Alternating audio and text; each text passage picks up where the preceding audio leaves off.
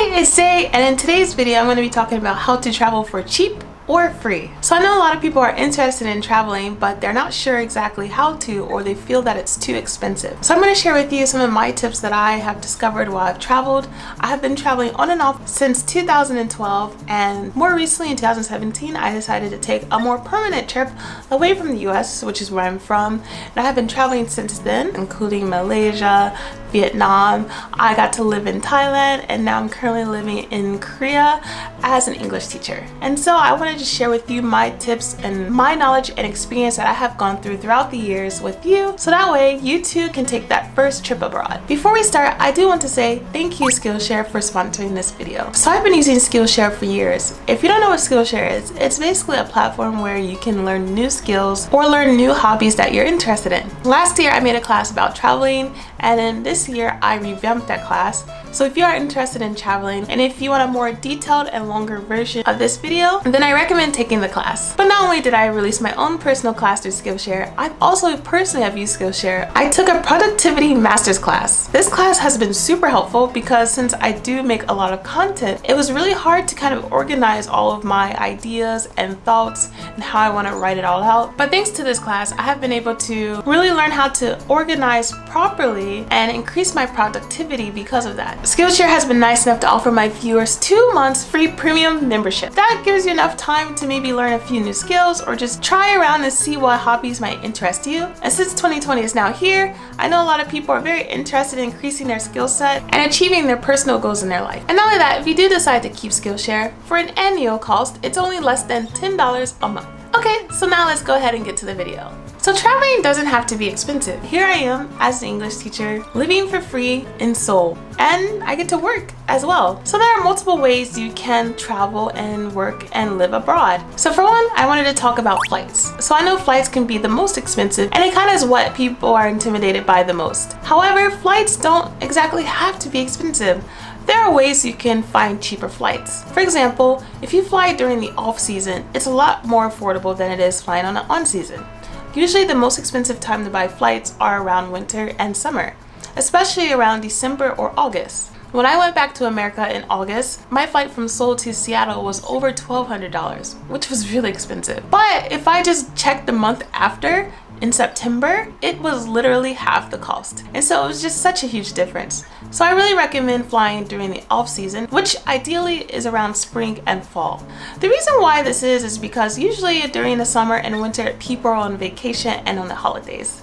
So I know it can be hard, but if you have the flexibility, I do recommend traveling on the off season. I also recommend to use Google Flights or Skyscanner. Both of these are great because what they do is they take a list of airlines and they compare it all in one. Not only that, Google Flights also offer more visual comparison, so that way you can see what days would be best. So maybe you have selected to leave on a Saturday, however, it will tell you that, hey, Sunday is actually better to fly out of, and you can save about $100 or $200. If you are using Google Flights or Skyscanner, make sure that you use it in incognito mode. This is because websites like these like to track what you searched. And so therefore, if you searched again, they might jack up the prices. Another thing with flights is that you can also use credit cards to get miles. Miles are kind of like spendable flight currency. So if you're going to be using a card to spend money anyway, you might as well use a credit card that could go towards miles. There are a lot of credit cards you can use. Capital One Venture and Capital One Venture One are two cards you can use for traveling.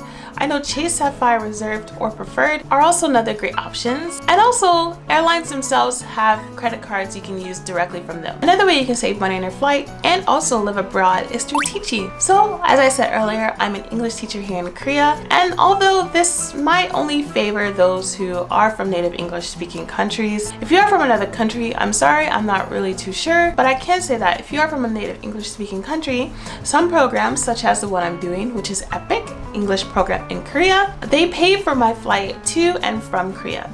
So not only are they paying for my apartment here, but they also provide my flight to Korea. And then when I decide to leave, they also pay for my flight back out of Korea. So I wanted to go ahead and transition to teaching and working and volunteering abroad. These are all great ways to travel for free or for cheap. Workaway is another amazing platform that you can use.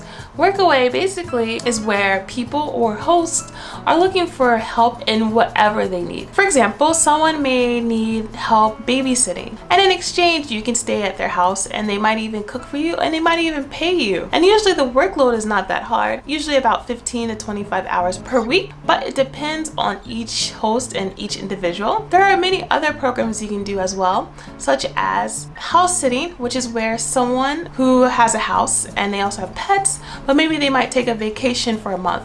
And so in exchange, you will come and live in that house and watch their pets for that month. So it's just a great way to be able to live for free. And these are just a few options, but I'll make sure in the description below to write some more options as well. So these are just some tips about working and traveling and volunteering abroad. But also, what about housing? If you're not interested in working or volunteering, there are some other ways you can stay for free.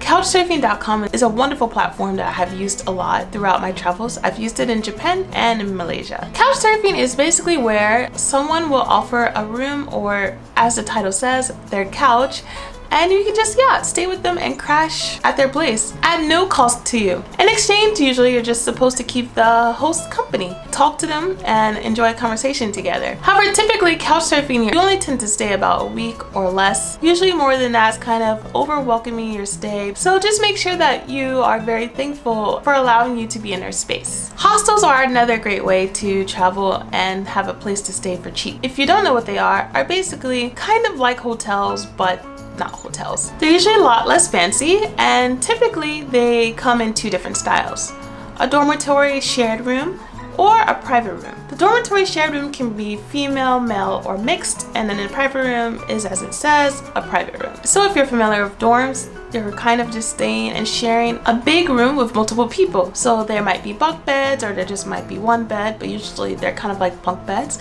But the great thing about this is the fact that you're only paying maybe $10, $20, or $30 a night compared to a hotel where you're spending maybe $100 to $200 a night. And so the prices are really good. In addition, hostels are a great way to make friends. I've been to hostels all over the world, and it's thanks to hostels that I have met some really cool people and had some of the most fun throughout my travels. And each hostel differs, but usually they come with breakfast, which is also nice. And then of course there are Airbnbs where someone rents a house or a room for the night. Prices can range maybe $50, $60 a night, or they can range hundreds of dollars a night. Just really depends on the Airbnb and how many people you have. But if you want to rent out a house, then I recommend Airbnbs, and it can be really comfortable as well. So if you're going with a family or a group of friends, it can be really nice to sort of have your own home in another city. And then of course there are hotels. So hotels usually have a lot of people working, they have staff, they have 24/7 amenities, gym, etc. Hotels are nice, but they're way more expensive usually. And so just kind of have to gauge and see what works best for you. But if you are interested in traveling for cheap, I definitely do recommend Couchsurfing, Workaway, or hostels. And if you have a group of people, Airbnb is also really good. And yeah, that is basically it. So I hope that these tips were helpful. And again, if you are interested in a more detailed version of what I'm saying here, then I did make a class for this on Skillshare, so do check it out. I hope this video was informative, and if you have any questions, don't hesitate to leave them below. Thank you for watching and have a beautiful day. Bye bye.